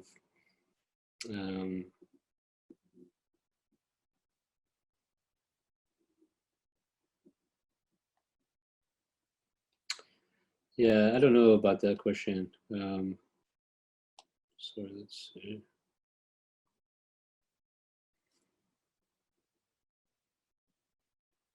Yeah, you would need the most up-to-date version of Chrome or Firefox. I'm assuming that would mean that it's Chrome or Firefox. I would doubt that they use Internet Explorer. Safari probably too, they'll allow. Yeah, maybe Safari. Again, good question. All right, moving along here. Okay.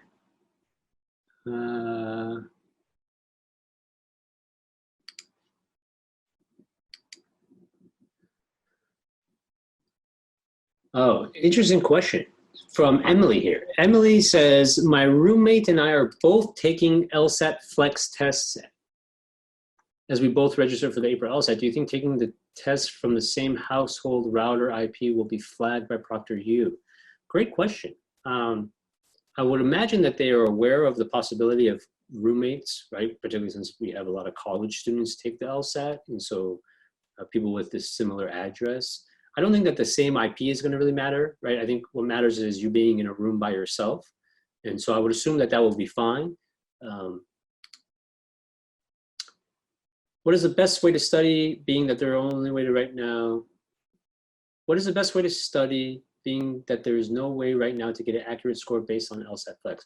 So I'm not sure I understand that question, because again, as we talked about, there's only two possibilities, right? In terms of, or two obvious possibilities. Maybe they come up with a third idea that no one's ever considered in terms of how to scale it. But notice in either one of these scenarios, it's still based on the number of questions you're getting right.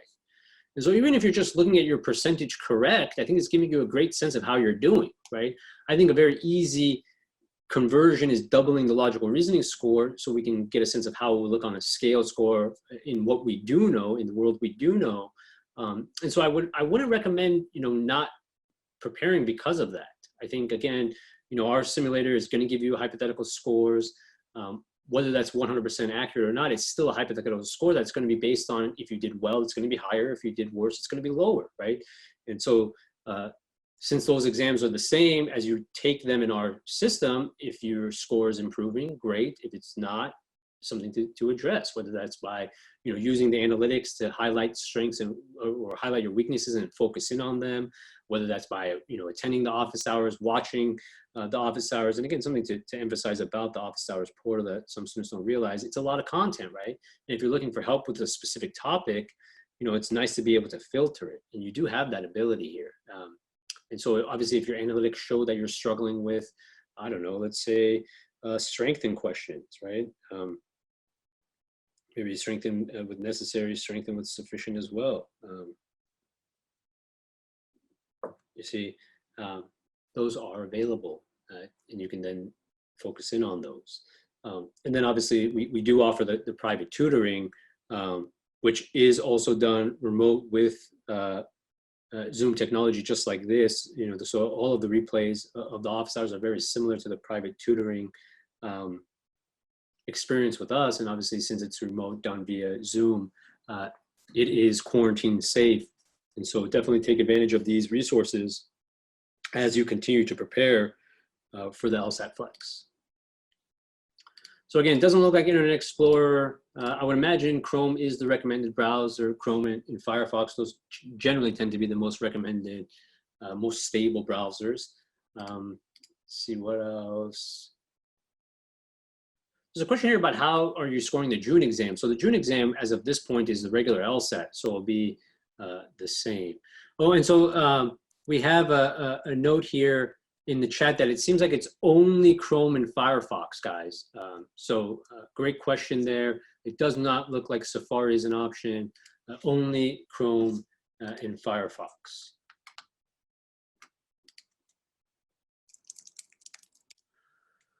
All right, so moving along.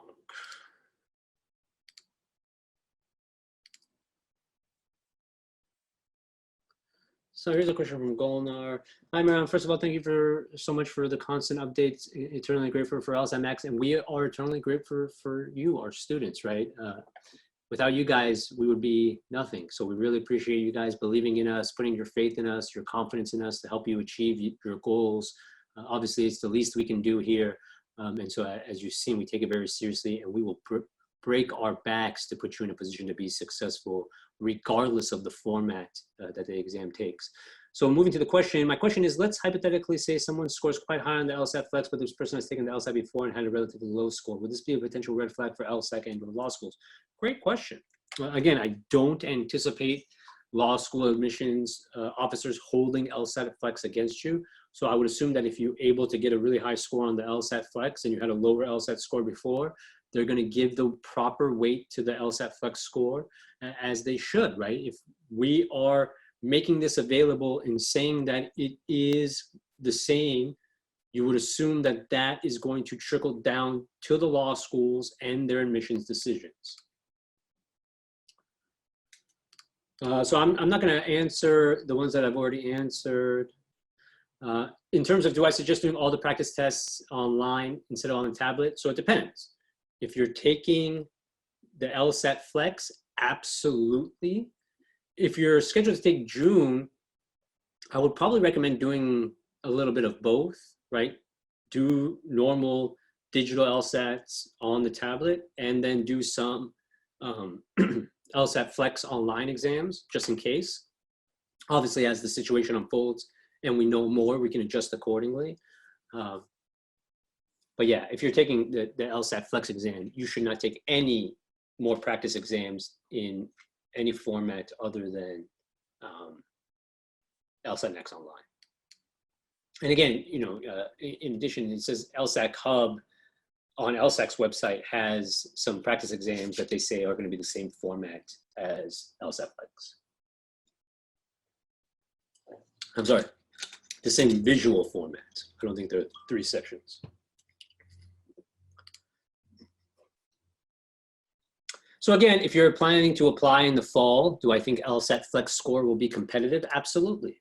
Absolutely, I do. I do not think they're going to penalize you. Now, again, I think the issue with the fall is going to be, it's going to be more competitive in general, right? So, you know, something to be aware of, if you are planning to apply in the fall, we really want to put ourselves in a position to have as strong an application as possible, meaning both scoring as high as you can on the LSAT and spending the time on your law school application, right? And we now have 2 free office hours on law school admissions.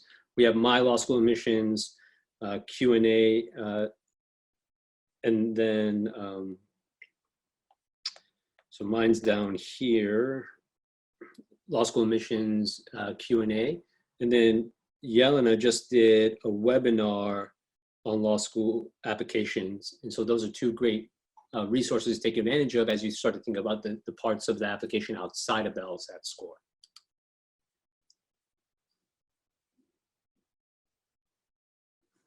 So Emily's question is, I've already taken quite a few exams prior to LSAT Flex being announced. Should I clear out my previous scores, or can I take the LSAT Flex simulator without that being affected?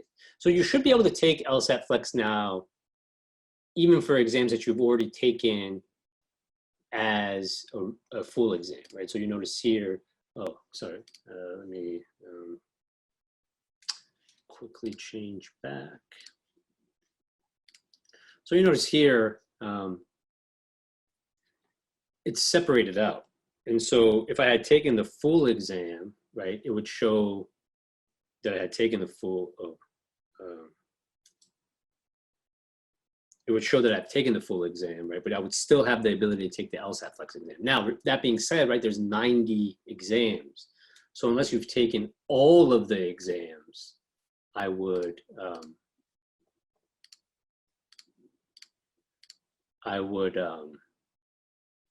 not recommend taking exams that you've already taken, right? Unless you run out. Then if you run out, sure, right? And then I would cycle back and do the ones that you've done the longest time ago so that they're not fresh in your mind.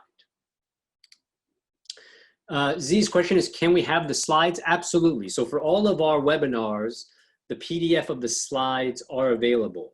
We share them with the replays, and then they're actually in the YouTube description as well, but you can always reach out to support from the left menu. And so guys, if you don't know that, just by tapping this headset icon, the 3rd icon from the bottom on the left-hand side, you can chat with us and say, can I have the PDF for whichever webinar you're currently engaged with.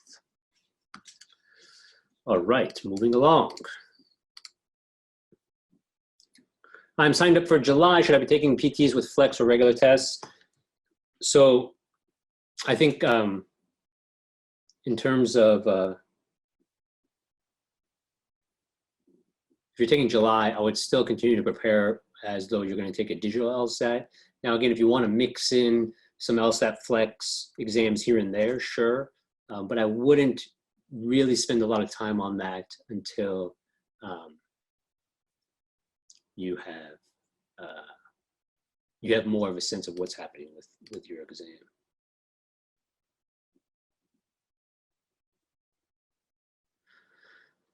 So here's a question. So for the LR section on the computer, I have to scroll up and down between the stimulus and answer choices, whereas on the iPad, the stimulus and all the answer choices do not require scoring. Do you think that this is a concern with time? So one thing to be aware of is we have a slightly different format. So I don't think this is going to be an issue for you. I would check with LSAC Hub, but the way that the digital LSAT works is even logical reasoning is split into two columns, where the stimulus and the question, where the stimulus is on one side, and then the question stem and the answer choices are on the other side. And so I'm assuming it's going to be the same thing, so you probably won't have to scroll. Obviously, I do realize in our world that you do. But again, scrolling, with the mouse doesn't take very long, and you can still eliminate the answer choices as you see here, right? And you definitely, if that functionality is there, definitely take advantage of that on LSAT Flex. So the question here, I'm pretty sure that during in-person LSAT, you wouldn't be able to wear earplugs. Do you think that that will be allowed during LSAT Flex exams? So I would assume that they're not going to want to allow you to have anything in your ear, because that obviously, hard to get a sense of how that would work. But if someone's talking to you, maybe they could help you. I don't know. So I would imagine that they'll have some concerns about things in the ear, but I haven't heard anything about that yet. So a question about listening to music while you're taking the LSAT, I'm assuming absolutely not. I haven't seen anything like that, but just based on my gut, I'm assuming no. So Nadia says, what will happen if someone takes both the LSAT Flex in June as the regular and the regular LSAT in October? Well, you're going to have two scores. One's going to be LSAT Flex, one's going to be regular. Hopefully one of them is your target score, which I would assume that if you're taking it again after taking the LSAT Flex, you didn't achieve your target score. But again, I wouldn't worry about having an LSAT Flex score on your record. Again, even if it's lower than you were hoping, I think that all the factors that were surrounding it will make that a non-factor.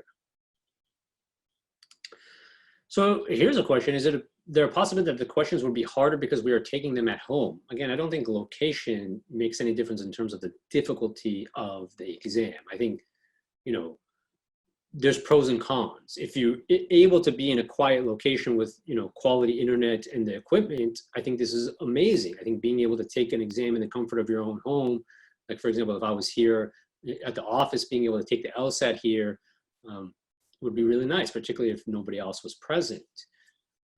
So I think, the flip side of that is if you don't have a quiet location or the equipment, logistically, it's definitely going to be more challenging.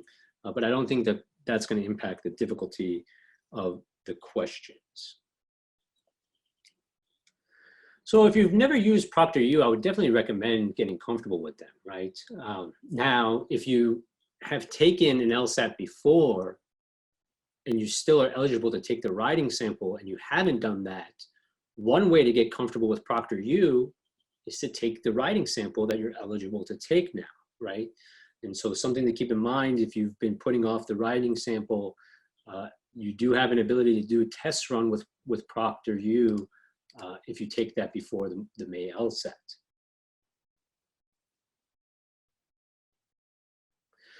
So here's a question in terms of what do I mean by taking the exam over a few days? So the idea here is it's not going to be like the April LSAT, which was scheduled for April 25th, where everyone's taking it on the same day at the same time, or relatively the same time, right? What's going to happen is there's going to be a number of days with different time slots, and you're going to be able to go on and select a time slot to take the exam. So there will be a number of different testing windows available, which is actually super exciting, right? You can imagine where, sometimes people take the morning LSAT, they're not morning people. Sometimes people take the afternoon LSAT, they're morning people, right? Where now it seems like you might have the ability to select an exam date based on your preference, assuming it's available, right? So again, something else I would highly recommend is, stay tuned to your email, wherever you get your notifications from LSAC. Obviously, stay tuned to us, whether it's from text, push, email, because the moment that you are able to log on and select the time slot you want to do that, because I would imagine availability is going to be limited. They're not going to allow everybody to sign up for for the same spot. So definitely pay attention to that to take advantage of that as soon as it goes live. So again, the take-home writing sample, so the question here is, will the take-home writing sample be any different from the online writing sample? So again, the writing sample is online take-home right now. So that's no difference. It's the exact same thing as before.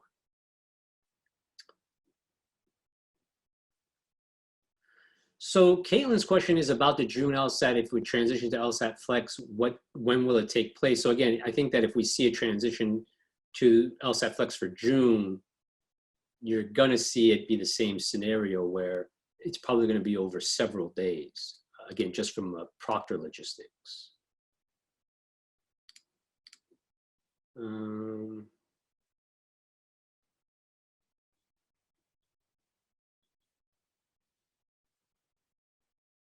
All right, so just quickly scrolling through these, seeing if I have any that I missed.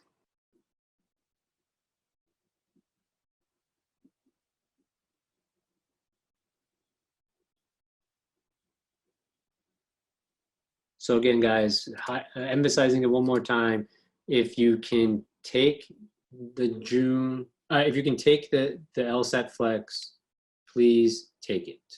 I really can't stress that enough.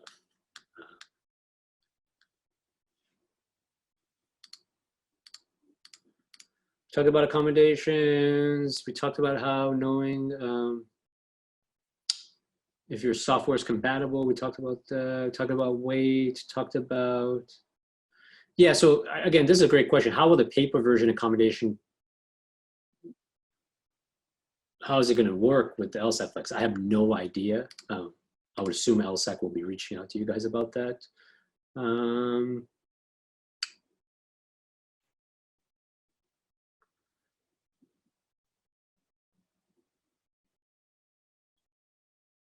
All right, I think that's a pretty good overview. And so with that, let's transition here just to go over a couple things, and then we can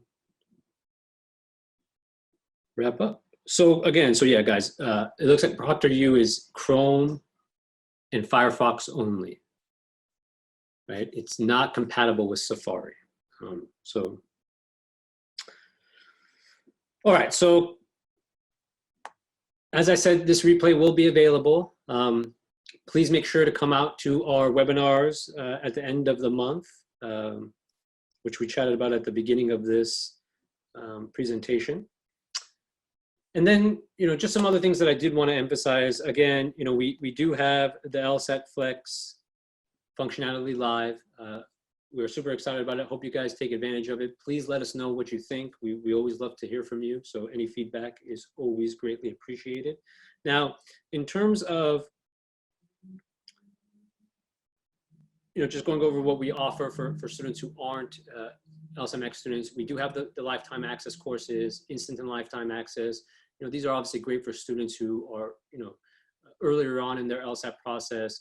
This doesn't make sense if you're taking the May LSAT. So what we suggested there is taking advantage of LSATMax monthly, which is $199 per month. It unlocks everything.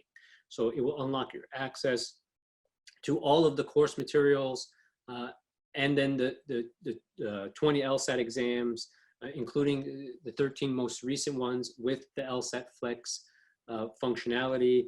And as we mentioned, the promotion that we will be extending to people who attended this webinar is that if you subscribe to LSATMax monthly now, we will automatically extend your first month through May 31st, so that no matter when the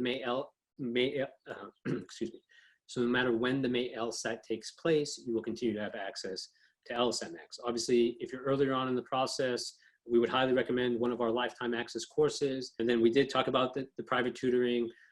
Again, we do have 99th percentile only instructors, the same instructors that you see in our office hours. They are available for one-on-one support. You can find our instructor list on our website. You will not find any company that has the requirements that we have for our LSAT instructors, 99th percentile only, and no naturals.